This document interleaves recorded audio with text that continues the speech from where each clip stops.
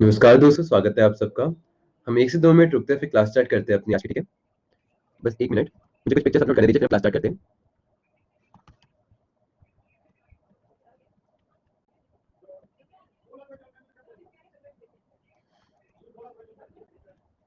बस 1 second रुकिएगा। 1 minute में हम लोग क्लास स्टार्ट करते हैं, बस कुछ पिक्चर्स अपलोड करनी है, ठीक है?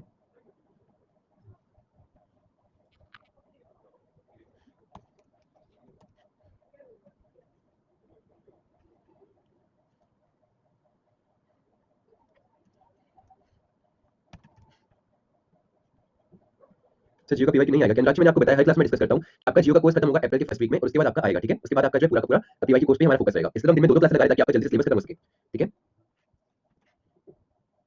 1 सेकंड। मैथ्स बिल्कुल अच्छी नहीं लगती आपको, तो इसमें करना तब भी पड़ेगा। चलिए, तो आज का हम लोग टॉपिक स्टार्ट करते हैं, जो कि आप सबको पता है कि सेल डिवीजन है, ठीक है? सेल डिवीजन स्टार्ट करने से पहले हमें एक और टॉपिक दोपहर को जो हम कर रहे थे उसको पूरा करना है, जो कि हमारा कौन सा था? प्लांट्स हार्मोन था, है ना? तो चलिए प्लांट्स हार्मोन हम एक बार देख लेते हैं जो हम पूरा कर रहे थे, फिर अपनी क्लास को आगे लेके जाएंगे, ठीक है? लास्ट वाली पीडीएफ में ऐड नहीं थी, लास्ट वाली पीडीएफ में ऐड नहीं थी सर। क्या लास्ट वाली पीडीएफ में ऐड नहीं थी? कौन सी ऐड नहीं थी बताइए? कौन सी ऐड? किस चीज की ऐड के बारे में बात कर रहे हो? कौन सी पिक्चर? पिक्चर्स, हाँ पिक्चर्स बेसिकली ऐड नहीं थी, पिक्चर्स आपको यहीं से डाउनलोड करनी पड़ेगी, ओके? तो देखिए, अब अगर मैं आपको बात करता हूँ एक इंपॉर्टेंट चीज, लास्ट क्लास में हम लोगों ने क्या डिस्कस किया था? लास्ट क्लास में हम लोगों ने डिस्कस किया था कि जैसे जैसे हम ह्यूमंस के अंदर क्या होता है, ह्यूमंस के अंदर कुछ केमिकल्स होते हैं जो कि क्या करते हैं, हमारे प्लांट, हमारे ग्रोथ एंड डेवलपमेंट में हेल्प करते हैं। वैसे ही आपके प्लांट के अंदर भी पाए जाते हैं। उनको हम लोग किसके नाम से जानते थे? प्लांट्स हार्मोन के नाम से जानते थे। और प्लांट्स हार्मोन का दूसरा नाम क्या होता था? क्या कोई मुझे बता सकता है प्लांट्स हार्मोन का दूसरा नाम क्या होता था? जल्दी बताइए, प्लांट्स हार्मोन का दूसरा नाम क्या होता था? किसी को याद नहीं है? सब लोग भूल गए? सब लोग भूल गए? दोपहर की क्लास में हम लोगों ने डिस्कस किया था कि आपका प्लांट हार्मोन को हम लोग क्या कहते हैं? फाइटो हार्मोन कहते हैं। कौन सा हार्मोन कहते हैं? Phyto hormone. अब एक और इंपॉर्टेंट चीज अगर आपको फाइटो हार्मोन के बारे में याद रखनी है, तो क्या याद रखनी है कि हमारे दो टाइप के होते हैं। एक आपका क्या होता है? ग्रोथ प्रमोटर्स, यानी कि जो आपकी ग्रोथ को प्रमोट करते हैं। और सेकंड चीज क्या होती है? हमारी होती है ग्रोथ इनहिबिटर्स, यानी कि जो आपकी ग्रोथ को रोकते हैं, एक प्लांट को बुढ़ा करते हैं और उसके बेसिकली फ्रूट्स को पकाने की कोशिश करते हैं। यानी कि ग्रोथ प्रमोटर्स क्या करते हैं? आपकी हाइट और सब कुछ बढ़ाएंगे। और दूसरे ग्रोथ इनहिबिटर्स जो होते हैं वो क्या करते हैं? आपके प्लांट की ग्रोथ एंड डेवलपमेंट को रोकते हैं। तो हमने लास्ट क्लास में डिस्कस किया था, सबसे पहला आपका ग्रोथ प्रमोटर कौन सा होता है? आपका ऑक्सिन होता है। ऑक्सिन कहाँ पाया जाता है? बताइए, ऑक्सिन कहाँ पाया जाता है?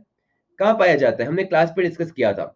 बहुत बढ़िया, आपने बिल्कुल सही कहा कि अगर हम लोग बात करते हैं इसके बारे में, हमारे पूरे की पूरे ऑक्सिन के बारे में, तो वो पाया जाता है हमारे एपिकल में। बहुत बढ़िया, यानी कि आपको पता है कि ऑक्सिन कहाँ पाया जाता है? ऑक्सिन पाया जाता है हमारे प्लांट्स के टिप में, इस जगह पे। और इसका मेन काम क्या होता है? इसका मेन काम क्या होता है? क्या कोई मुझे बताएगा कि ऑक्सिन का मेन काम क्या होता है? क्या होता है मेन काम? बिल्कुल सही, ऑक्सिन का पहला मेन काम होता है कि वो प्लांट्स के एपिकल पार्ट में पाया जाता है, और एपिकल पार्ट में पाके आपके प्लांट की लीनियर ग्रोथ को प्रमोट करता है, एपिकल मेरिस्टेम को स्ट्रॉन्ग करके। तो अगर आपका एपिकल मेरिस्टेम स्ट्रॉन्ग होगा, तो आपके प्लांट की क्या होगी? आपके प्लांट की लीनियर ग्रोथ होगी। और इसी को हम लोग क्या कहते हैं? नहीं, हम दोपहर वाला डिस्कस कर रहे हैं, तो आपको पता है इसी को हम लोग क्या कहते हैं? इसी को हम लोग कहते हैं एपिकल डोमिनेंस। एपिकल डोमिनेंस का मतलब क्या होता है? कि आपका प्लांट सिर्फ ऊपर की ओर बढ़ता है, ना कि साइड की तरफ। अगर मैंने आपका ये एपिकल मेरिस्टेम काट दिया, यानी कि अगर मैंने आपका ऑक्सिन हटा दिया, तब आपका प्लांट किस तरफ ग्रो करेगा? आपका प्लांट पूरा का पूरा लेटरल ग्रो करेगा, और उसकी आपकी जो होती है लीनियर हाइट रुक जाती है। ये हमने पढ़ा था, इसके ऊपर एनडीए 2016 में क्वेश्चन भी आया था। तो आपको पता है कि ऑक्सिन का पहला काम क्या होता है? ऑक्सिन का पहला काम होता है एपिकल डोमिनेंस, है ना? यानी कि ये क्या करता है? कुल मिला के आपकी एपिकल मेरिस्टेम का एक डोमिनेंस क्रिएट करता है। सेकंड चीज मैंने आपको क्या बताई थी? सेकंड चीज मैंने आपको बताई थी कि एपिकल डोमिनेंस के अलावा ये क्या करता है? सेल डिवीजन करता है। यानी कि आपका पूरा का पूरा सेल टूटता है, और साथ में क्या होता है? आपका सेल इलोंगेशन करता है। तो अगर आपका सेल टूटेगा और आपका सेल लंबा होगा, तभी तो एक प्लांट की ग्रोथ होगी, तभी तो आपकी प्लांट एक बढ़ेगा। तो ऑब्वियस सी बात है ऑक्सिन का दूसरा काम क्या होता है, cell division and cell elongation, हम पढ़ चुके हैं। तीसरा काम क्या होता है ऑक्सिन का, किस टाइप की फ्रूट बनाने में हेल्प करता है, ये बताइए किस टाइप के फ्रूट बनाने में हेल्प करता है। ऑक्सिन करता है हमारा पैरथीनोकैरिपिक फ्रूट डेवलप करने में हेल्प। क्या करता है, पैरथीनोकैरिपिक। और पैरथीनोकैरिपिक क्या होते हैं बताइए, पैरथीनोकैरिपिक फ्रूट क्या होते हैं बताइए, पैरथीनोकैरिपिक फ्रूट क्या होते हैं, क्या होते हैं, यही चीज तो मैं पूछना चाह रहा हूं। हमें पता है क्या होते हैं, लेकिन आप बताइए ना क्या होते हैं। हम डिस्कस कर चुके हैं इसके बारे में कि अगर बात करते हैं पैरथीनोकैरिपिक फ्रूट की, तो इसका मतलब होता है वो पेड़, वो आपके फ्रूट जिसके अंदर आपके बीज नहीं होते। बहुत बढ़िया अंकित जी, मैंगो नहीं होता है, ठीक है, मैंगो में आपका इतना बड़ा बीज होता है। जैसे कि आप लोग देखो, मैं बात करता हूँ बनाना, ठीक है, आप सबको पता है क्या बनाना में आपके वो होते हैं, आपके सीड होते हैं, बिल्कुल नहीं होते। वही आपने, मैंने आपको दिखाया था, इस इमेज को ऑब्जर्व कीजिए। यहाँ पर आपको क्या दिख रहा है, यहाँ पर आपको छोटे छोटे सीड्स दिख रहे हैं, लेकिन क्या इस टोमेटो में आपको सीड्स दिख रहे हैं, बिल्कुल नहीं दिख रहे।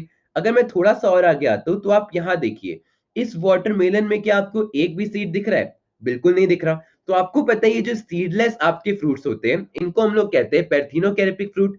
और ये पैरथीनोकैरिपिक फ्रूट कौन बनाता है, ये आपका बनाता है ऑक्सिन्स, ठीक है। तो ऑक्सिन हेल्प करते हैं आपके पैरथीनोकैरिपिक फ्रूट में। तो तीन इंपॉर्टेंट चीजें समझ में आई। पहला होता है एपिकल डोमिनेंस, सेकंड आपका होता है cell division and cell elongation, और तीसरा आपका क्या होता है, तीसरा आपका होता है पैरथीनोकैरिपिक फ्रूट को बेसिकली आपका प्रमोट करना।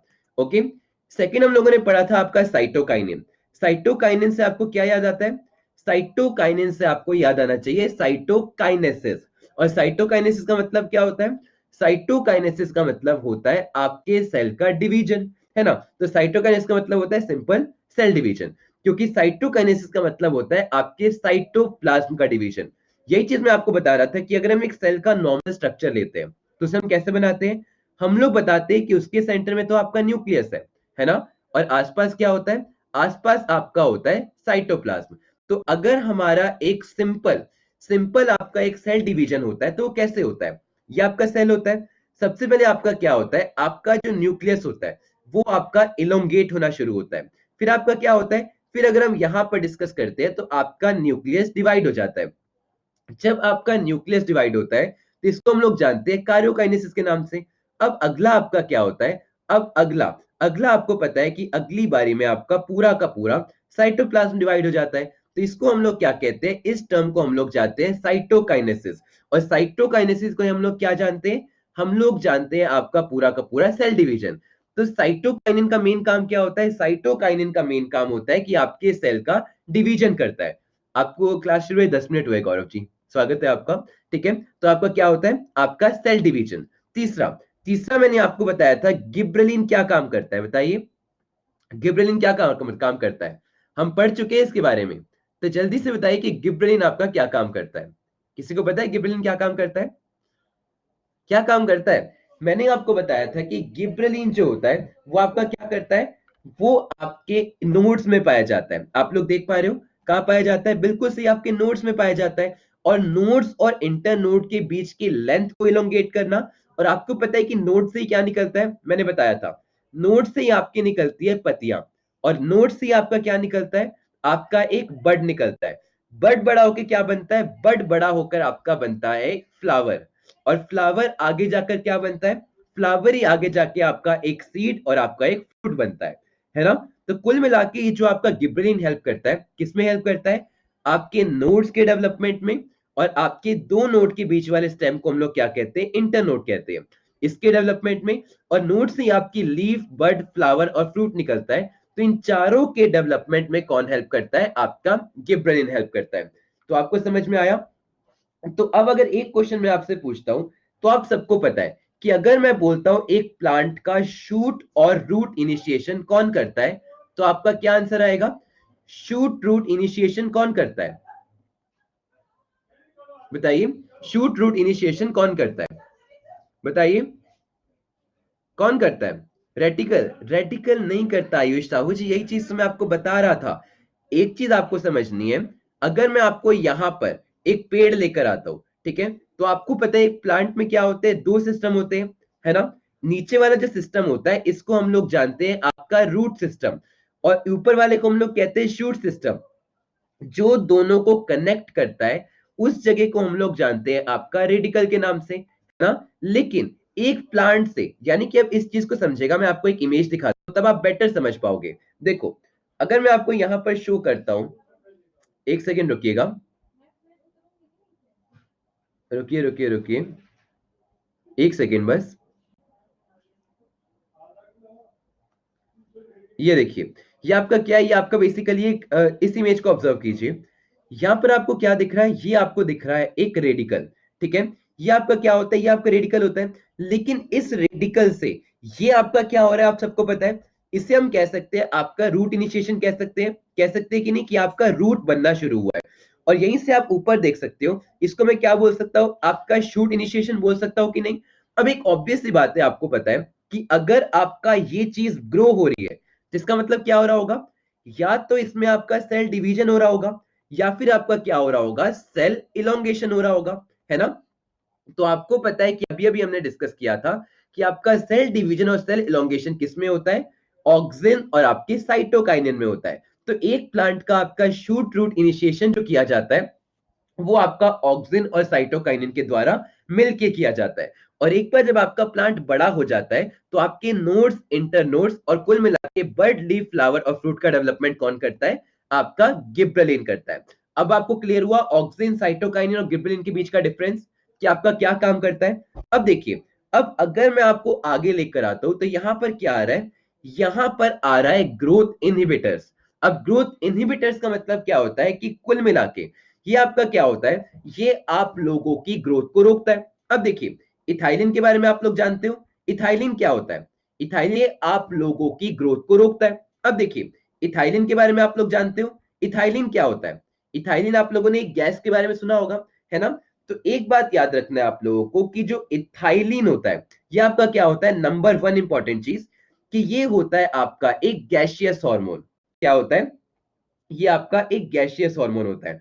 और इसका मेन काम क्या होता है, इसका मेन काम होता है आपके पूरे के पूरे राइपनिंग ऑफ फ्रूट। से साइटोकाइनिन, गिबरेलिन, फिर से रिपीट कर दीजिए। साइटोकाइनिन का मतलब क्या होता है, साइटोकाइनिन जो होता है इसका मतलब क्या होता है, साइटोकाइनेसिस, याद रखो। साइटोकाइनिन आपका हेल्प करता है एक सेल के डिवीजन में, ठीक है। और गिबरेलिन क्या काम करता है, गिबरेलिन मैं आपको ऑलरेडी बता चुका हूं। एक प्लांट में अगर आप देखते हो तो इस जोड़ों को, इस जॉइंट्स को हम लोग क्या कहते हैं, आपका नोड कहते हैं। और दो नीड के बीच के डिस्टेंस को हम लोग कहते हैं इंटरनोड। तो नोड और इंटरनोड का डेवलपमेंट, और नोड पे आपका क्या पाया जाता है, आपकी पत्तियां, आपके बर्ड, आपके फ्लावर और फ्रूट पाए जाते हैं। तो इन सब का डेवलपमेंट किसका काम होता है, आपके गिब्रेलिन का होता है, ठीक है। अब देखिए, अब मैंने आपको बोला कि आपका गैसियस होता है, इसका मेन काम क्या होता है, इसके दो मेन काम होते हैं। पहला, पहला आपका होता है राइपनिंग ऑफ फ्रूट। क्या होता है कि आपके फ्रूट को पकाना। अब आपको पता है कि ये इथाइलिन क्या है, हार्मोन है। और हार्मोन क्या होता है आपका, नेचुरल होता है कि नहीं होता, हार्मोन आपका केमिकल होता है कि नेचुरल होता है, मतलब आर्टिफिशियल होता है कि नेचुरल होता है। हार्मोन आपका नेचुरल है ना, जो आपके प्लांट में बन रहा है। तो एक आपका क्वेश्चन आया था पास्ट ईयर में कि आपके आर्टिफिशियल राइपनिंग ऑफ फ्रूट के लिए कौन सी गैस यूज की जाती है। तो आपको याद रखना है कि इथाइलिन गैस को ही यूज किया जाता है किसके लिए, आर्टिफिशियल राइपनिंग ऑफ फ्रूट के लिए। अब तीसरा काम अगर मैं आपको इथाइलिन का बताता हूं तो इसका मेन काम क्या होता है, इसका मेन काम होता है कि क्या करता है, ये आपका प्रमोट करता है एजिंग ऑफ प्लांट। यानी कि क्या करता है, आपके प्लांट्स को एजिड बनाता है, यानी कि आपका प्लांट जो धीरे धीरे बुढ़ा होने लगता है। तो एजिंग ऑफ प्लांट किसका काम होता है, एजिंग ऑफ प्लांट भी आपका होता है इथाइलिन का काम। तो इथाइलिन का काम आपको समझ में आया, तीन इंपॉर्टेंट चीज। पहला, ये आपका एक गैसियस हार्मोन है। दूसरी इंपॉर्टेंट चीज कि आपके फ्रूट के पकने में हेल्प करता है। और तीसरा आपका क्या होता है, तीसरा आपका होता है कि आपके प्लांट को बुढ़ा करता है, यानी कि उसकी एजिंग में हेल्प करता है। ओके, चलिए। अब तीसरा आपका होता है जिसको हम लोग कहते हैं आपका एबीए, ठीक है। शॉर्ट में मैं लिखता हूं इसको एबीए, जिसका फुल फॉर्म क्या होता है, आपका होता है एबेसिसिक एसिड, ठीक है। तो एबेसिसिक एसिड के बारे में अगर मैं बात करता हूं तो ये आपका एक ग्रोथ इनहिबिटर है। ये क्या काम करता है, ये आपके इन तीनों को, ये तीनों आपके क्या थे, ये तीनों आपके ग्रोथ ग्रोथ प्रमोटर थे कि नहीं थे, बिल्कुल थे। तो ये आपका क्या करता है, इनके काउंटर एक्ट करता है, यानी कि इनको निकलने से रोकता है। और अगर आपको पता है कि ग्रोथ प्रमोटर्स निकलेंगे ही नहीं तो क्या आपके प्लांट की ग्रोथ हो पाएगी, बिल्कुल नहीं हो पाएगी। आपकी प्लांट की ग्रोथ जो होगी वो ऑटोमेटिकली रुक जाएगी, रुकेगी कि नहीं, बिल्कुल रुकेगी। तो आपको पता है कि एबिसिक एसिड क्या करता है, एक ग्रोथ इनहिबिटर की तरह काम करता है आपके ग्रोथ प्रमोटर्स को रोक के। ठीक है, अब दूसरी इंपॉर्टेंट चीज, ये आपकी किस चीज के लिए होता है, ये आपका होता है डॉर्मेसी। डॉर्मेसी का मतलब जानता है आप में से कोई? क्या कोई मुझे बता सकता है कि एक डॉर्मेसी का मतलब क्या होता है? बताइए, व्हाट इज डॉर्मेसी? बताइए बताइए, डॉर्मेसी का मतलब क्या होता है? जल्दी बताइए डॉर्मेसी का मतलब। ठीक है, what do you mean by dormancy? अगर आपको डॉर्मेसी का मतलब ही नहीं पता, seed started growing into plant, dormancy का मतलब होता है आपका टेम्परेरीली रोक देना। ठीक है, तो क्या करता है, टेम्परेरीली स्टॉप करना। तो एबिसिक एसिड के चलते आपका क्या आता है, डॉर्मेसी आती है किसमें, आपके बर्ड्स में। अब आपको पता है कि अगर बर्ड्स ही नहीं होगा तो क्या बर्ड्स बड़ी होकर आपकी फ्लावर बन पाएगा? बताइए, अगर बर्ड आपका एक फ्लावर ही नहीं बन पाएगा तो क्या फ्लावर से आपका फर्दर फ्रूट बन पाएगा? क्या आपका फर्दर एक सीड बन पाएगा? बिल्कुल नहीं बन पाएगा। क्यों? क्योंकि अभी हमने डिस्कस किया था कि एक सीड और एक फ्रूट क्या होता है। बताइए, एक सीड क्या होता है, जल्दी बताइए, व्हाट इज अ सीड? एक सीड क्या होता है और एक फ्रूट क्या होता है, जल्दी मुझे बताओ। सब लोग भूल गए? सुबह सुबह हम लोगों ने डिस्कस किया था कि अगर डॉर्मेसी का मतलब होता है टेम्परेरीली रोक देना। सुबह सुबह हम लोगों ने डिस्कस किया था कि आपका क्या होता है, ये आपका एक फीमेल रिप्रोडक्टिव सिस्टम होता है एक प्लांट का, जिसे हम लोग किसके नाम से जानते हैं, हम लोग जानते हैं कैर्पल के नाम से। और आपको पता है ये क्या होता है, ये आपका एक मेल रिप्रोडक्टिव सिस्टम होता है जिसको हम लोग किसके नाम से जानते हैं, स्टेमन के नाम से जानते हैं, है ना। एंथर, ये आपका एंथर है। ये आपका क्या है, ये आपका फिलामेंट है, बिल्कुल है। ये आपका क्या है, आपका स्टिग्मा है। ये आपका क्या है, आपका स्टाइल है।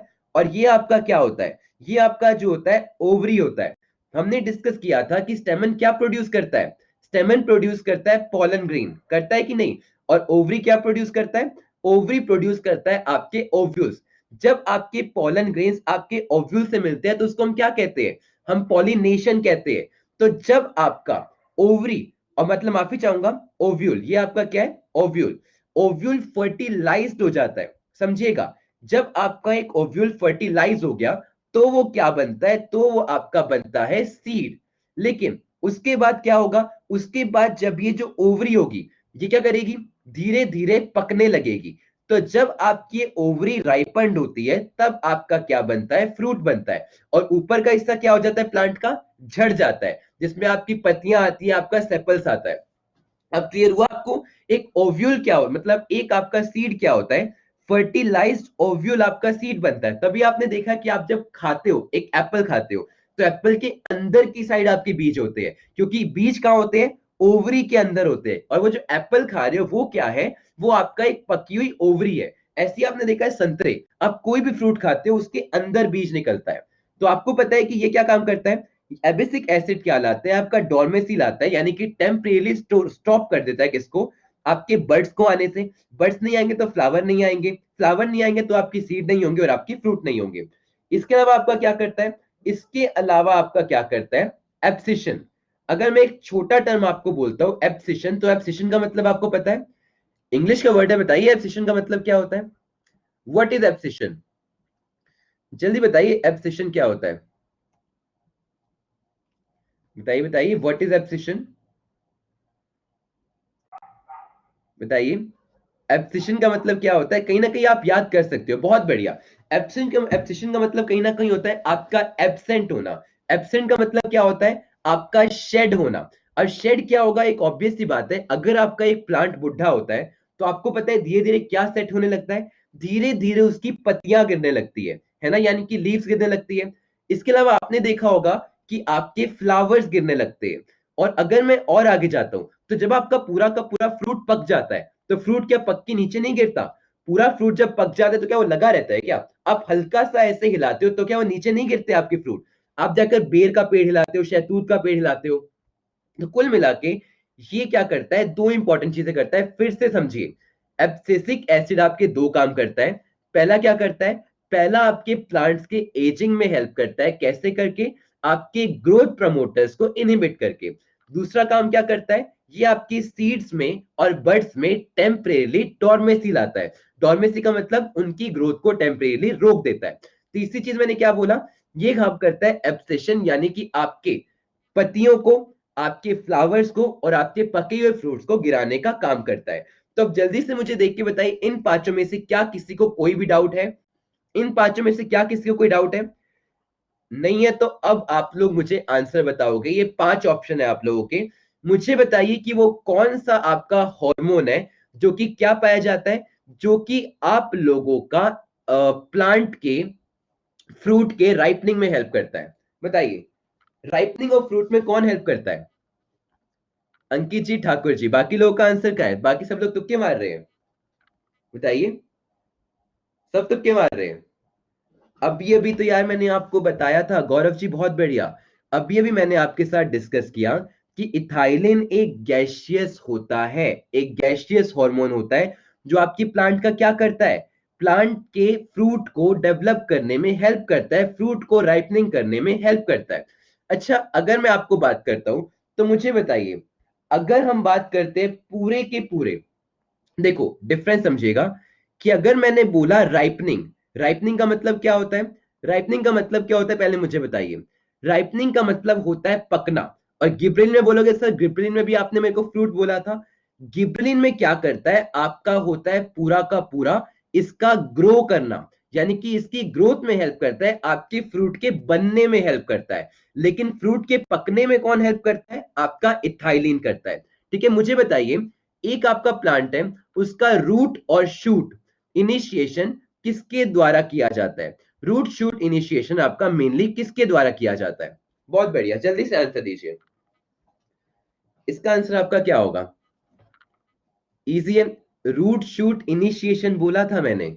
देखिए, इसमें जिन बच्चों ने बी आंसर दिया है, बी वालों का भी बिल्कुल सही है। मैंने अभी भी बताया था कि आपके एक प्लांट का रूट सिस्टम और शूट सिस्टम किसके द्वारा ग्रो किया जाता है? आपके ऑक्सिन और साइटोकाइनिन के द्वारा मिलके किया जाता है।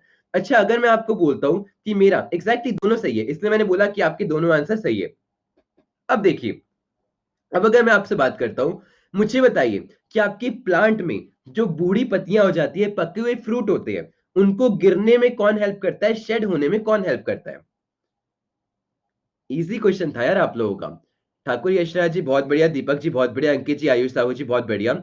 अच्छा लगा कि आप लोग आंसर दे पा रहे हो एटलीस्ट। ठीक है, तो एब्सिक एसिड क्या होता है? ये आपका एक ग्रोथ इनहिबिटर है जो आपके पके हुए फ्रूट को गिरने में हेल्प करता है, आपकी पत्तियों को झड़ने में हेल्प करता है, और साथ में आपकी बड्स में डॉर्मेसी लाता है। आखिरी पूछूंगा, मुझे बताइए कि इनमें से एपिकल डोमिनेंस नाम का जो एक फिनोमिना होता है, किसकी वजह से होता है? फिर हम आगे बढ़ेंगे। ठीक है, एपिकल डोमिनेंस किसकी वजह से होता है? एपिकल डोमिनेंस, यार समझ में नहीं आ रही क्या आपको चीजें? 0% लोगों का आंसर सही। 2 बार मैं आप लोगों को बता चुका हूं एपिकल डोमिनेंस क्या होता है।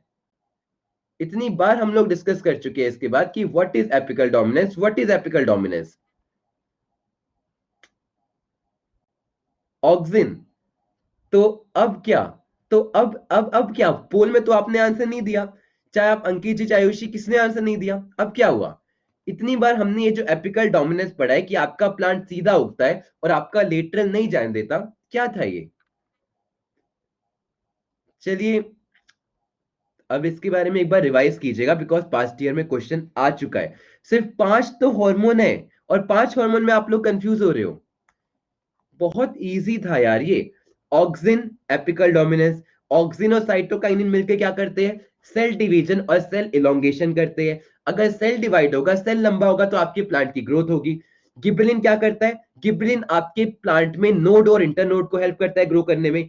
जहां नोड होता है वहीं बड निकलता है, वहीं से बड से आपका फ्लावर बनता है, और फ्लावर से ही आपका क्या बनता है? फ्रूट बनता है। तो इन सबके ग्रोथ में कौन हेल्प करता है? गिबलिन हेल्प करता है। इथाइलिन आपका एक गैसियस हार्मोन है जो आपके एक पूरे के पूरे फ्रूट को पकने में हेल्प करता है। एबिसिक एसिड क्या है? एबिसिक एसिड आपका एक ग्रोथ इनहिबिटर है जो क्या काम करता है? जो आपके ग्रोथ प्रमोटर्स को रोक देता है ताकि आपका प्लांट ग्रोथ ना कर पाए। ये आपके सीड्स में डॉर्मेसी लाता है और आपके पत्तियों को, पके हुए फ्रूट को गिरने में हेल्प करता है। इतना छोटा सा कॉन्सेप्ट है जिसमें आप लोग कंफ्यूज हो रहे हो। चलिए, तो ये आपका पूरा का पूरा था प्लांट हॉर्मोन्स। अब हम अपने आज के टॉपिक पे आते हैं जो कि आपका क्या है? Cell division. अब एक सेल डिवीजन से आप लोग क्या समझते हो? क्या कोई मुझे बताएगा? एक सेल डिवीजन से आप लोग क्या समझते हो? बताइए।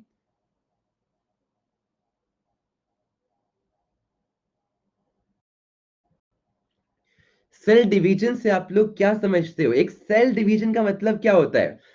यार देखो, एक सिंपल सी बात आप लोग समझ पा रहे हो?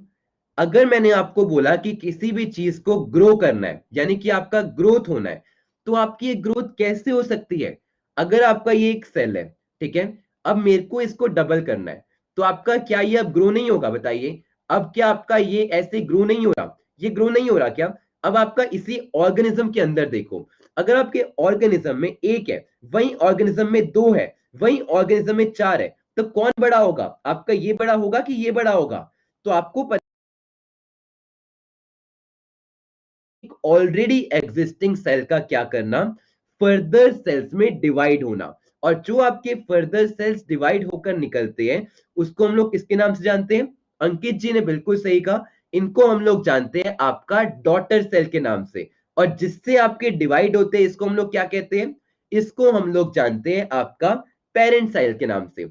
अब एक इंपॉर्टेंट चीज अगर हम यहां पर डिस्कस करते हैं, तो आपके कुल मिला के एक इंपॉर्टेंट चीज याद रखनी है कि सेल डिवीजन में कितने स्टेप्स होते हैं? क्या कोई मुझे बताना चाहेगा कि सेल डिवीजन में आपके कितने स्टेप्स होते हैं? चार। आपके सेल डिवीजन में होते हैं तीन स्टेप्स, ठीक है। और वो तीन कौन कौन से होते हैं आप सब लोग देख सकते हो। सबसे पहला जो आपका एक सेल डिवाइड होने में स्टेप आता है, इसे हम लोग जानते हैं रेप्लिकेशन ऑफ जीनोम। अब रेप्लिकेशन का मतलब क्या है, इस चीज को समझिए कि अगर आपका ये एक सेल है, इसके पास एक पर्टिकुलर जीन है।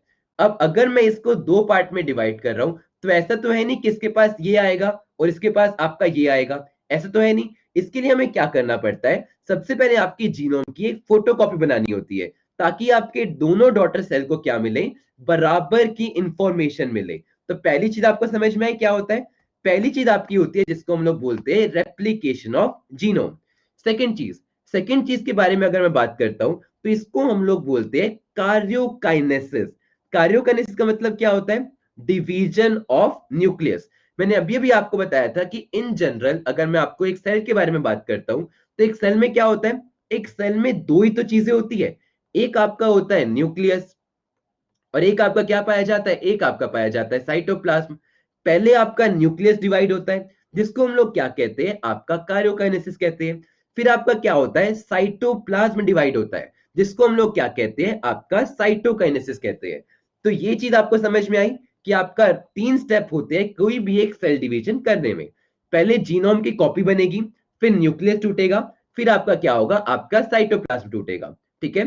तो ये आपका ब्रेक, अब आपका हाफ टाइम हो चुका है, 2 मिनट का ब्रेक लीजिए, पानी पीजिए, फिर हम अच्छे से इसको डिस्कस करते हैं, ठीक है। विकास जी ने कुछ भेजा है, मैं उसको देख लेता हूँ। बहुत इजी टॉपिक है यार ये आपका, बिल्कुल आपने सही भेजा है जो सेल डिवीजन भेजा है, ठीक है। चलिए, पर मैं शो नहीं करूंगा वरना आप लोग कंफ्यूज हो जाओगे। ओके, इस टॉपिक को फटाफट हम डिस्कस करते हैं।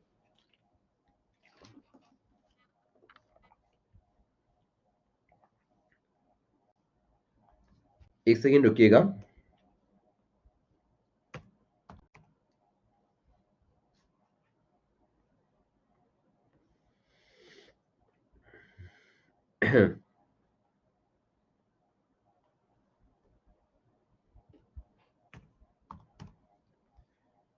सब लोग अभी समझेंगे, ठीक है, थोड़ा समझेंगे।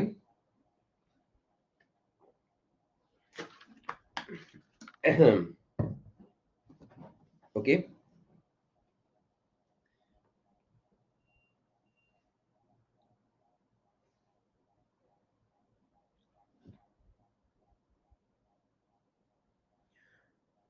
सब लोग पानी पी लीजिए, बस 40 सेकेंड में हम लोग क्लास स्टार्ट करेंगे। और बहुत इजी है यार ये, बहुत इजी, सच में बहुत इजी है। आप लोग को बस थोड़ा सा दिमाग खुला रखना है कि आपका कैसे कैसे होता है, ठीक है। आराम से थोड़ा टाइम दीजिए। आप बस डर रहे हो, पता है। आप जब खुद क्लास के बारे में समझ रहे हो, सुबह से लेके आपकी इतनी क्लासेस हो जाती है ना कि आपका दिमाग काम करना बंद हो जाता होगा। लेकिन थोड़ा सा खुद को टाइम दीजिए, एक बार ना बस 10 मिनट इसके साथ बिताइएगा, इस टॉपिक के साथ, खासकर हार्मोन के साथ, आपको ऐसे रट जाएगा। 5 ही तो सिस्टम है यार, पांचों में आप कंफ्यूज हो रहे हो।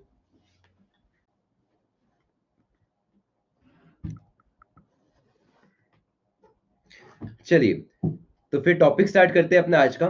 देखिए, सबसे पहले मैं आपको एक बार फिर से एक छोटी चीज पूछना चाहूंगा। आपके सेल के हिसाब से हम ऑर्गेनिज्म को कितने पार्ट में डिवाइड कर सकते हैं? बताइए। सेल के हिसाब से हम एक ऑर्गेनिज्म को कितने पार्ट में डिवाइड कर सकते हैं? सन्नाटा। सेल के हिसाब से तो इसमें बोलने में क्या जा रहा था ठाकुर जी? गलती तो होगा, सही तो बोल रहे हो आप। आपको पता है कि सेल के हिसाब से हम एक ऑर्गेनिज्म को 3 पार्ट में तो डिवाइड कर सकते हैं। पहला जिसके पास 0 सेल होते हैं, है ना? आपको पता है दूसरा जिसके पास 1 सेल होता है, और दूसरा जिसमें आपके क्या होते हैं, 1 से ज्यादा सेल होते हैं, है ना? तो अगर इसके पास सेल ही नहीं है, यानी कि वायरस, तो क्या इसमें सेल डिवीजन हो सकता है? बिल्कुल नहीं हो सकता। अब आपको पता है कि अगर मैं यहां पर बात करता हूं, इसके पास तो सिर्फ एक ही सेल है, जो काम करेगा आपका एक ही सेल करेगा। लेकिन अगर मैं बात करता हूं यहां पर, ठीक है, तो इस सेल में आपके क्या होते हैं, आपका कोई जीन्स भी नहीं होता, जेनेटिक इंफॉर्मेशन ही नहीं होती।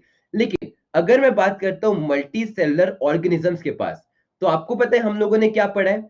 हम लोगों ने पूरा का पूरा इसमें पढ़ा था कि आपका क्या होता है, आपके न्यूक्लियस के अंदर क्या पाया जाता है? न्यूक्लियस के अंदर पाया जाता है क्रोमेटिन मटेरियल। पाया जाता है कि नहीं? बिल्कुल पाया जाता है। अब क्रोमेटिन मटेरियल जो होता है वो आपके बिल्कुल छोटा छोटा मटेरियल होता है। जब ये आपका क्रोमेटिन मटेरियल कंडेंस्ड किया जाता है, तो क्या बनता है? तब आपके बनते हैं थ्रेड लाइक स्ट्रक्चर। इस थ्रेड लाइक स्ट्रक्चर को हम लोग क्या कहते हैं? हम लोग कहते हैं क्रोमोसोम्स। कहते हैं कि नहीं? बिल्कुल क्रोमोसोम्स कहते हैं। अब ह्यूमंस के अंदर आपके कितने क्रोमोसोम्स होते हैं? बताइए, ह्यूमंस के अंदर आपके कितने क्रोमोसोम्स होते हैं? पढ़ चुके हैं यार हम, कितने क्रोमोसोम्स होते हैं? 42। 42 होते हैं? 46 होते हैं, ठीक है। 23 पेयर्स होते हैं, जिसको हम लोग क्या कहते हैं? आपका 23 पेयर होते हैं, जिसको मैं क्या लिखता हूं हमेशा? 22+1 लिखता हूं। ये 22 जो आपके पेयर्स रहते हैं, आपको पता है किस रूप में रहते हैं?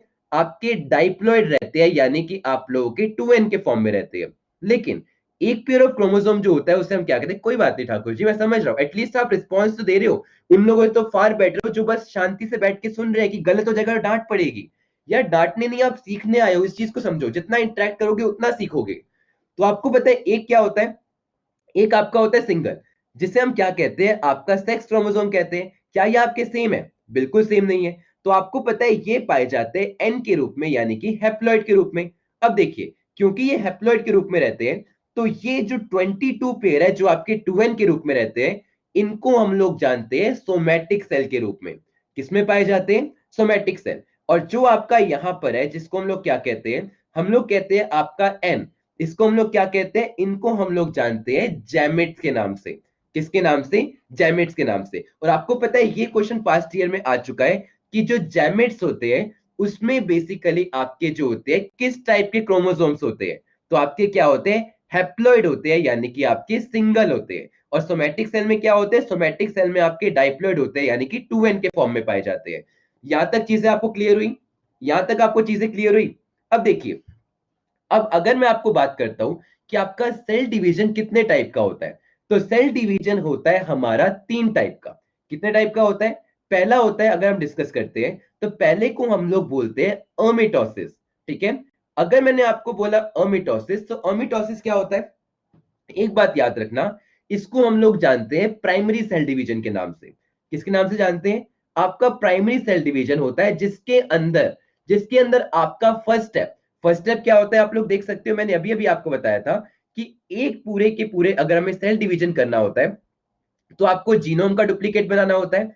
इसके बाद क्या होता है? आप लोग न्यूक्लियस का डिवीजन करते हो, फिर आप क्या करते हो? साइटोप्लाज्म का डिवीजन करते हो। लेकिन आपका अमिटोसिस जो होता है ये प्राइमरी सेल डिवीजन होता है, जिसके अंदर आप लोगों का क्या होता है? कोई भी रेप्लिकेशन ऑफ जीनोम नहीं होता है। समझे कि क्या होता है? रेप्लिकेशन ऑफ जीनोम जो होता है इसके अंदर नहीं होता है। अब दूसरी इंपॉर्टेंट चीज समझेगा, ये किसने डिस्कवर किया था?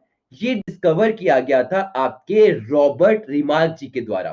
किसके द्वारा? रेप्लिकेशन का मतलब क्या होता है? आपका एक कॉपी बनना। यही चीज तो मैं आपको बता रहा था। देखिए, अगर ये मेरा एक सेल है, इसके पास आपका ये जीनोम है, अगर मैं इसको 2 पार्ट में डिवाइड करता हूं, तो मैं ऐसा तो करूंगा नहीं कि आपके ए सेल को जी का ऊपर वाला हिस्सा दे दूंगा और नीचे वाले को जी का नीचे वाला हिस्सा दे दूंगा। ऐसा तो मैं कर नहीं सकता ना। तो मैं क्या करूंगा? सबसे पहले इस जीनोम का एक कॉपी बनाऊंगा, ताकि एक जी इसके पास जाए, एक जी इसके पास जाए, ताकि दोनों के पास बराबर की जेनेटिक इंफॉर्मेशन जाए। समझ में आया आप लोगों को कि रेप्लिकेशन का मतलब क्या होता है? अब ओमिटोसिस क्या होता है? ओमिटोसिस में आपका रेप्लिकेशन ऑफ जीनोम तो होता ही नहीं है। अब सबसे पहले क्या बात करनी है कि ये डिस्कवर किया गया था आपके रॉबर्ट रिमार्क जी के द्वारा। क्या किया गया था? रॉबर्ट रिमार्क जी के द्वारा। और इन्होंने ये किस चीज में डिस्कवर किया था? इन्होंने ये डिस्कवर किया था आपके रेड ब्लड सेल्स एक चिक के एम्ब्रियो में। किसके? चिक मतलब जानते हो आप लोग? चिक का मतलब क्या होता है? आपका एक चिकन। तो चिकन का जो एक एम्ब्रियो था उसमें इन लोगों ने देखा था कि आपका क्या होता है? ओमिटोसिस होता है। ठीक है। अब ओमिटोसिस में होता क्या है? देखिए इस चीज को देखिए। सबसे पहले आपका क्या होता है? एक सेल होता है। इस सेल में नंबर 1 4 स्टेप में पूरा होता है। पहला होता है आपका सेल। सेल में क्या होता है? सेकंड स्टेप में क्या आता है जो मैंने आपको बताया था? धीरे धीरे न्यूक्लियस जो होता है उसमें इलोंगेशन आता है और ये आपका एक डंबल जैसा बन जाता है। फिर आपको पता है थर्ड स्टेप पे आपके आपके क्या होता है? यहां पर आकर आपका न्यूक्लियस दो पार्ट में डिवाइड हो जाता है। जब आपका न्यूक्लियस दो पार्ट में डिवाइड होता है तो इसको हम लोग क्या कहते हैं? इसको हम लोग जानते हैं कार्योकाइनेसिस के नाम से, यानी कि आपका न्यूक्लियस डिवाइड हो गया। और फोर्थ पार्ट में क्या होता है? फोर्थ पार्ट में उसके बाद ये आपका क्या है? ये आपका साइटोप्लाज्म है। साइटोप्लाज्म डिवाइड हुआ और आपके क्या बन गए? दो नए डॉटर सेल बन गए। समझ में आया आप लोगों को कैसे? तो इसमें आपका रेप्लिकेशन ऑफ जीनोम नहीं हुआ। तो क्या मैं बोल सकता हूं अगर अमिटोसिस में, तो अमिटोसिस में मुझे कितने डॉटर सेल मिलते हैं? अमिटोसिस में मुझे कितने डॉटर सेल मिलते हैं? बिल्कुल सही, आपको दो डॉटर सेल मिलते हैं। क्लियर हुआ? अब क्वेश्चन ये बनता है कि जो आपका अमिटोसिस होता है वो आपका किस किस में होता है? तो अमिटोसिस आपको सबसे पहले एक इंपॉर्टेंट बात याद रखनी है, ये होता है प्रोकैरियोटिक ऑर्गेनिज्म में। प्रोकैरियोटिक का मतलब क्या होता है? प्रोकैरियोटिक का मतलब क्या होता है? जल्दी मुझे बताओ। प्रोकैरियोटिक का मतलब क्या होता है? प्रोकैरियोटिक का मतलब क्या होता है? एग्जैक्टली exactly, आपके सिंगल सेल्ड ऑर्गेनिज्म में।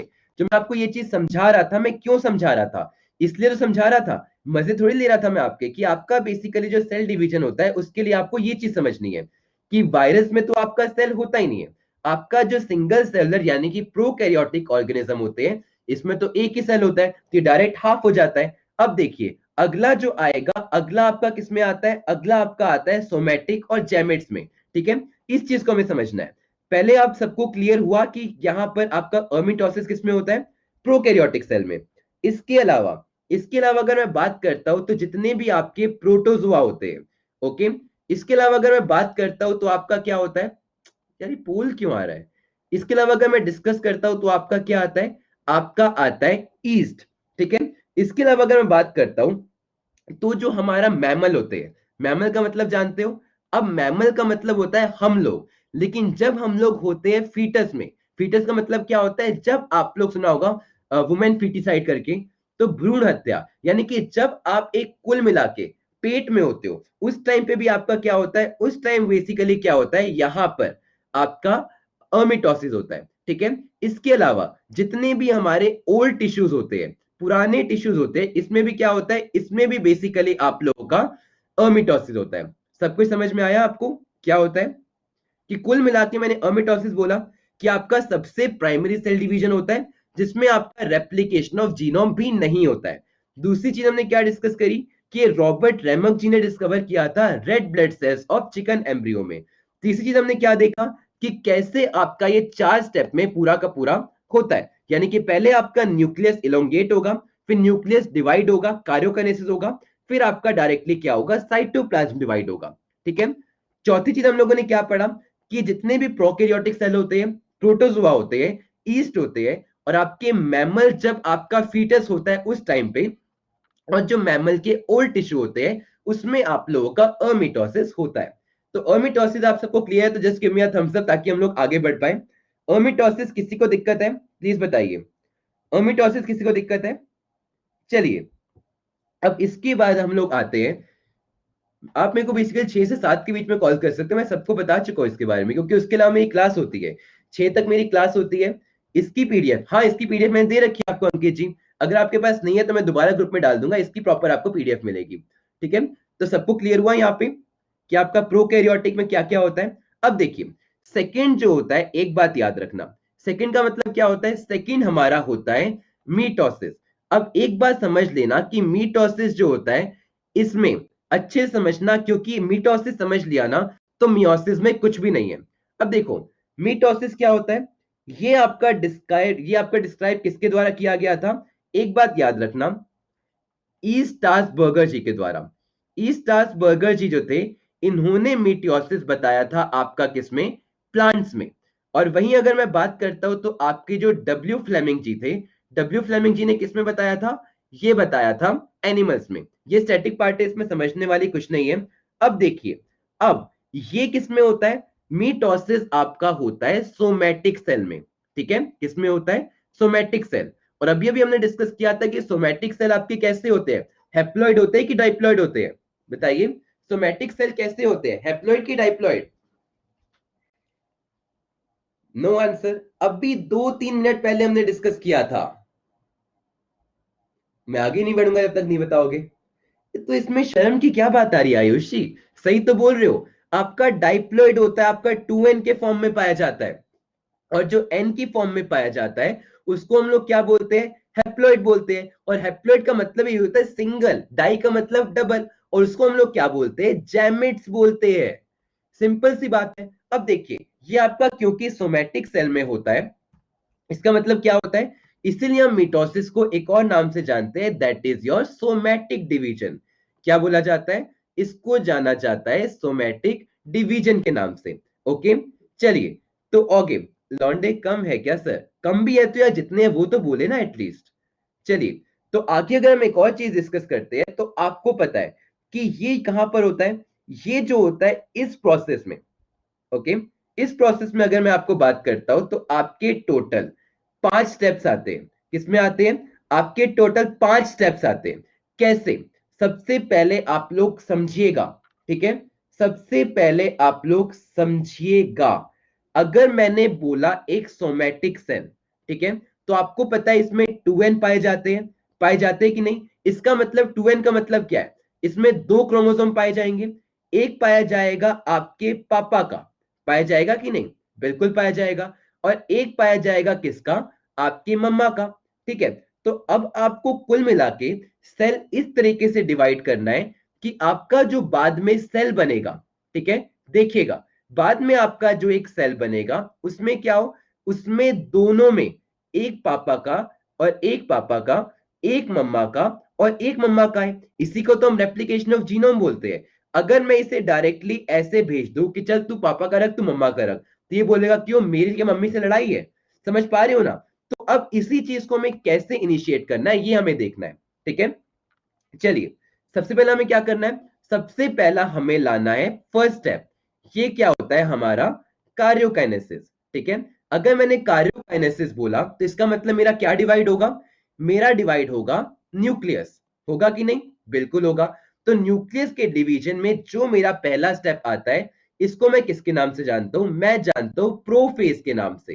किसके नाम से जानते हो सब लोग? देखिएगा, प्रोफेज। अब इस प्रोफेज में क्या होता है सब लोग देखिएगा। ये आपका क्या है? ये आपका एक क्रोमोसोम है। ठीक है, अगर मैं इस क्रोमोसोम को बीच से ऐसे 2 टुकड़ा कर दूं, बताइए कर सकता हूं मैं?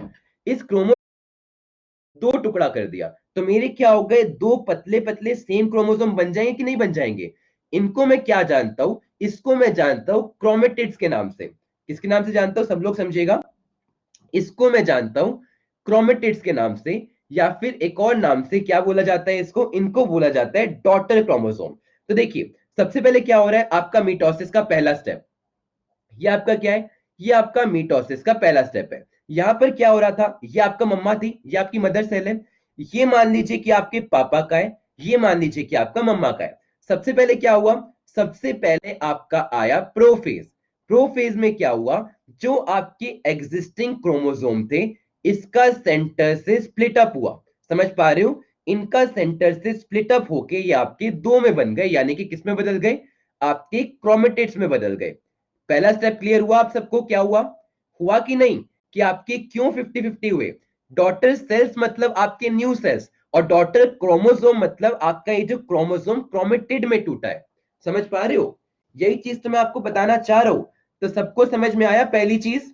सबको पहली चीज समझ में आई क्या होता है प्रोकैरियोटिक में? प्रोफेज क्लियर हुआ कि नहीं? कि आपका ऑलरेडी जो 2 सेल थे वो आपके 2 पतले पतले क्रोमेटिड में टूट गए। सेकेंड चीज, सेकेंड स्टेप को हम लोग क्या कहते हैं? सेकेंड स्टेप को हम लोग कहते हैं मेटाफेज। ठीक है, क्या कहते हैं, मेटाफेज।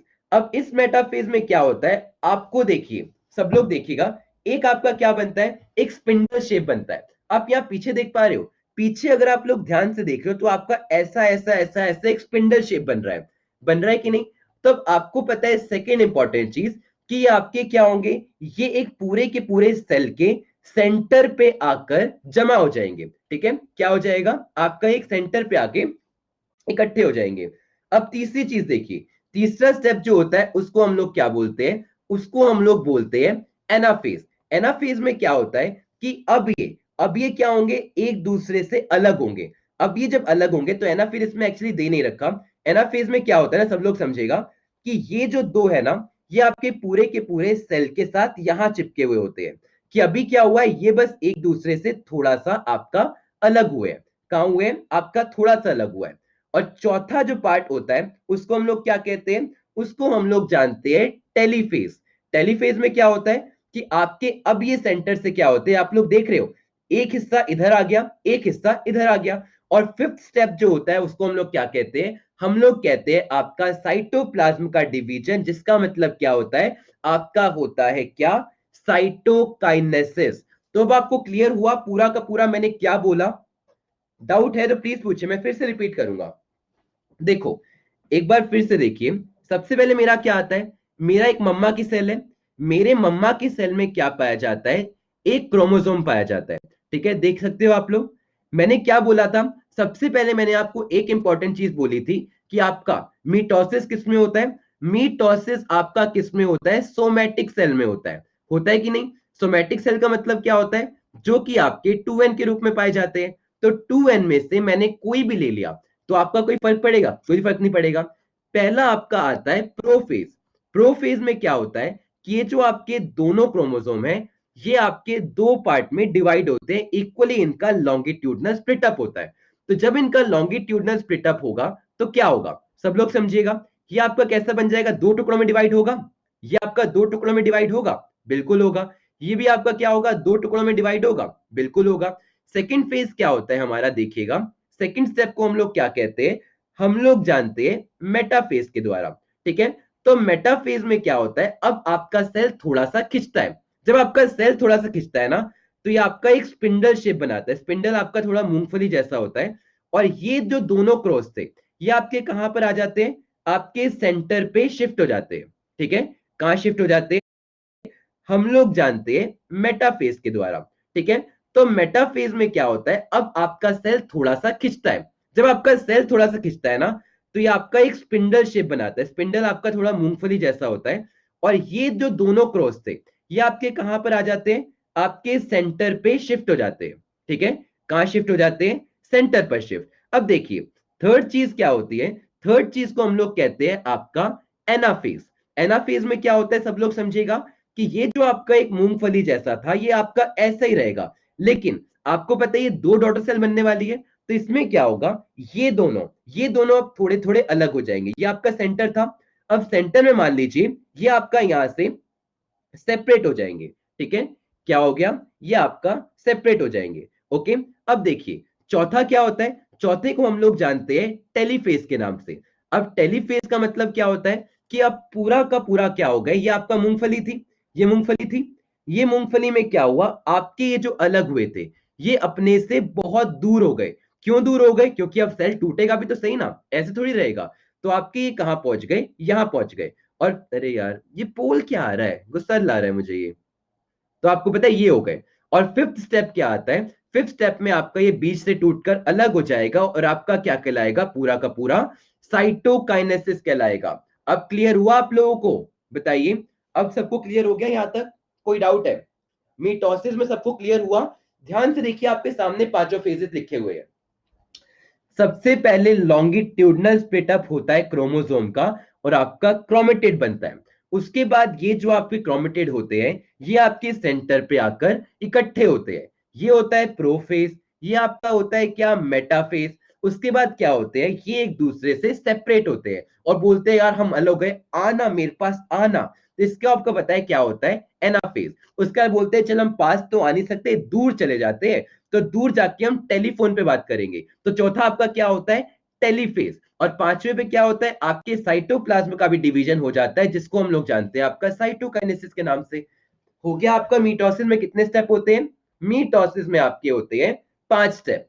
ठीक है, सबको क्लियर हुआ, हो गया सबको क्लियर, या अभी भी डाउट है, देख लीजिए, है कोई डाउट? शक्लों पे तो आपके 12 लगे हुए हैं, एग्जैक्टली याद करने के लिए आप कुछ भी कर सकते हो ना। सबको क्लियर हो गया?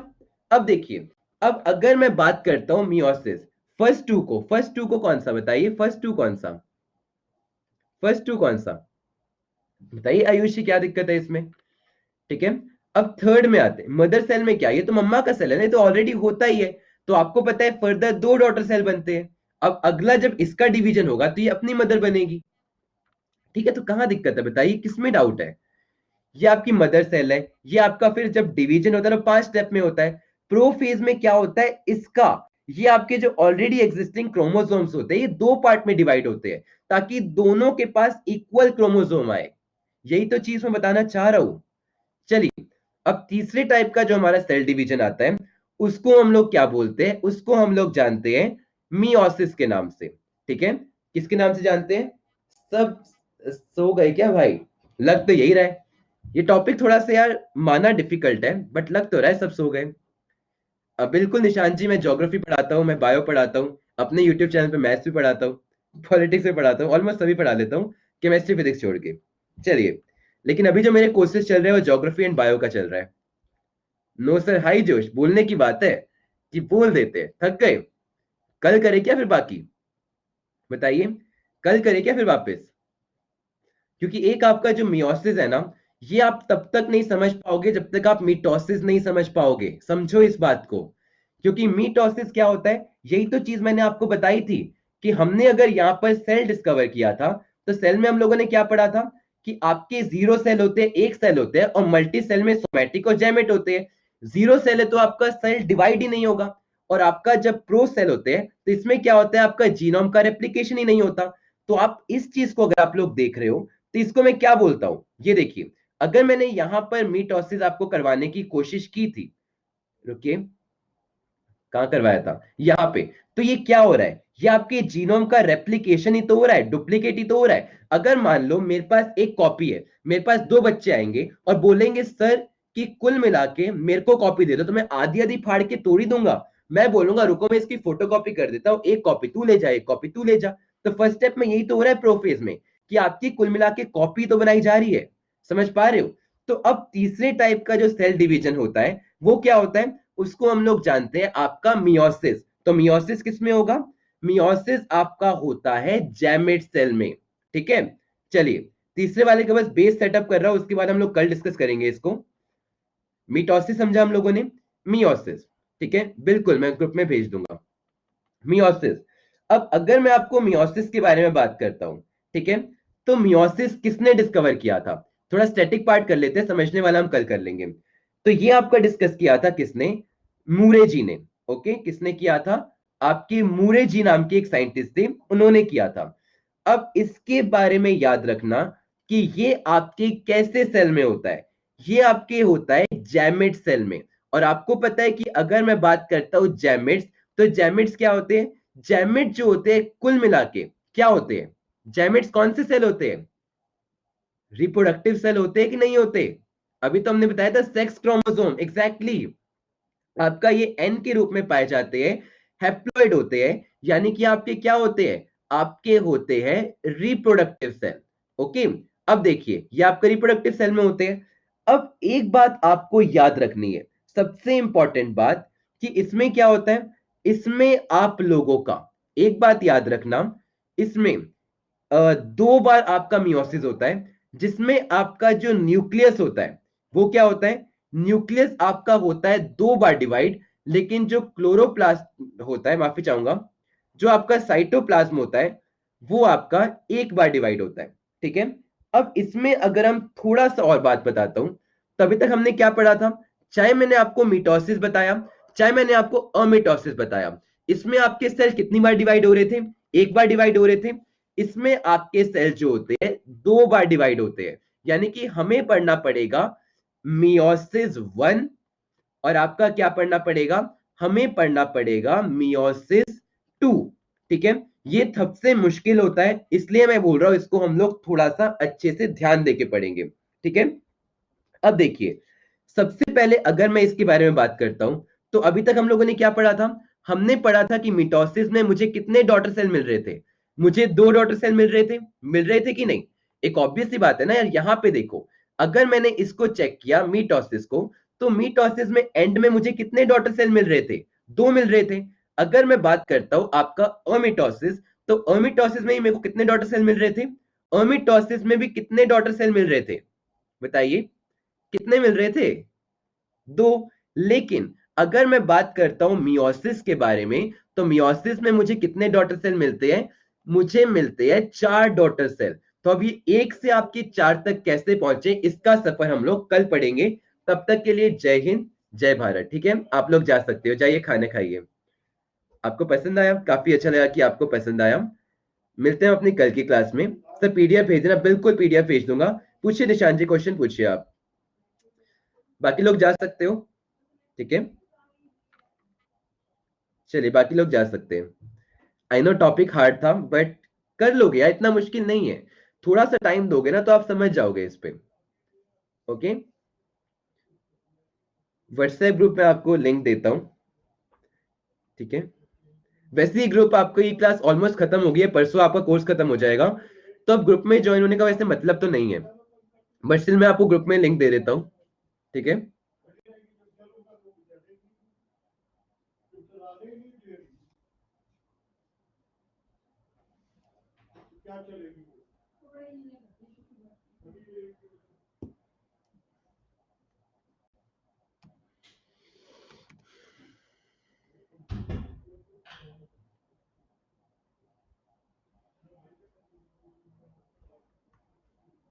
ये लीजिए। सर मैथ्स कैसे करें? मैथ्स यार मेरे को 1 साल हो गया छोड़े हुए, तो उसके लिए मैं बोलूंगा कि आपने मैथ्स के टीचर से कांटेक्ट कीजिए। ठीक है, अब पूरा देख रहे हो, फिर आप हो जाइए ज्वाइन में, फिर कोई दिक्कत नहीं है। चलिए, ओके। सर कितना टाइम ऑनलाइन पर दे सर? यार ये तो आपके ऊपर डिपेंड करता है ना ठाकुर जी, बिकॉज आपको नहीं पता ना, एनडी 2 का प्रिपेयर कर रहे हो, तो उसके लिए तो आपका बहुत टाइम है निशान जी। देखो यार, आपने बोला कितना टाइम ऑनलाइन पढ़ी, तो आपके ऊपर डिपेंड करता है ना आपने कितना पढ़ रखा है और कितना आपको सेल्फ स्टडी पे जरूरी है। अभी के लिए तो मैं आपको बस यही बोलूंगा यार कि जितने लोग हैं आने वाले, ठीक है, देखिए, आने वाले जितने भी टाइम है लोग है ना, सबसे पहले आने वाले संडे को क्या करो, एक फुल मॉक टेस्ट दो। उससे आपको पता चलेगा कि आपका कितनी प्रिपरेशन हो चुकी है, कौन सा पार्ट आपका अच्छे से प्रिपेयर है। उसके बाद आने वाले 10 से 15 दिन का आप लोग प्लान बनाओ, और लास्ट के 10 दिन कोई नया कॉन्सेप्ट मत पढ़ना, सिर्फ क्वेश्चंस पे ध्यान देना। ये नहीं कि लास्ट दिन बैठ के आप सीख रहे हो कि सेल डिवीजन क्या होता है। ओके, तो अभी सबसे पहले आप, ये टाइम है रियलिटी चेक लेने का कि आपको कितना आता है, कितना आप सीख चुके हो। तो अभी क्या कीजिएगा, आने वाले संडे को एक फुल मॉक टेस्ट दीजिएगा, जीएटी का भी और मैथ्स का भी, ताकि आपको समझ में आए कि आपका कितना प्रिपेयर हो चुका है। ओके, फिर एनालाइज कीजिएगा कि आपको कहां कहां पे ध्यान देना है। तो चलिए अभी तो आप लोग जाइए। जय हिंद, जय भारत। एग्जैक्टली 5 घंटे बिल्कुल आप दीजिए, क्योंकि जब तक आपको सिटिंग हैबिट भी बनेगी, और साथ में क्या मिलेगा ना, आपको अंदाजा मिलेगा कि पेपर कैसे फेस करना है और आपको कितना आता है। आपको लगेगा 5 घंटे वेस्ट जाएंगे, इससे तो मैं पढ़ लूं, लेकिन नहीं। आप तैरते तभी हो ना यार, जब आप एक डायरेक्शन में हाथ पैर मारते हो। दलदल में होगे और हाथ पैर मारते रहोगे तो डूबोगे। पता तो करो कि दलदल में हो कि पानी में हो। ठीक है, तो थोड़ा सा अपने आप को सेल्फ एनालिसिस मस्ट। तो चलिए, जय हिंद, जय भारत। मिलते हैं अपनी अगली क्लास में। जियो और आपका पूरा का पूरा हो जाएगा अप्रैल के सेकेंड वीक से। ठीक है, अप्रैल का जो सेकेंड वीक होगा उसमें आपका नया बायो और ज्योग्राफी दोनों का कोर्स स्टार्ट होगा। और बाकी जो होगा आपके एनडीए 1 वाले बच्चों के लिए क्या होगा, पूरा का